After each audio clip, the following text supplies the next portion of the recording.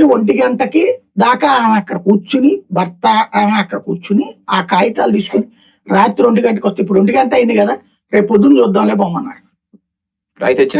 తెచ్చినా సరే పొద్దున్నలోపు మళ్ళీ వార్నింగ్లు ఇక్కడ, నువ్వేం పీక్కోపో, మమ్మల్ని ఎవడేం చేయలేడని. ఇక్కడతో అయిపోయిందా? ఈమె మళ్ళీ వెళ్ళి ఎమ్మెల్యే దగ్గర కూడా వెళ్ళారు. ఎమ్మెల్యే దగ్గరికి వెళ్తే ఎమ్మెల్యే నేను అర్జెంట్ గా ఢిల్లీ వెళ్తున్నాను, మీరు ఒకసారి అని చెప్పి పోలీసులకు ఫోన్ చేసి చెప్పిందట మాధవి.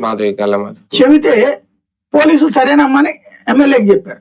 ఎమ్మెల్యే మాట కూడా లెక్క చేయలేదు వీళ్ళ తర్వాత పోలీసులు, అయినా అరెస్ట్ చేయలేదు. ఇది ఎవరు చెప్పారు? జనసేనకు సంబంధించి ఒక మహిళల టీమును పంపించారు.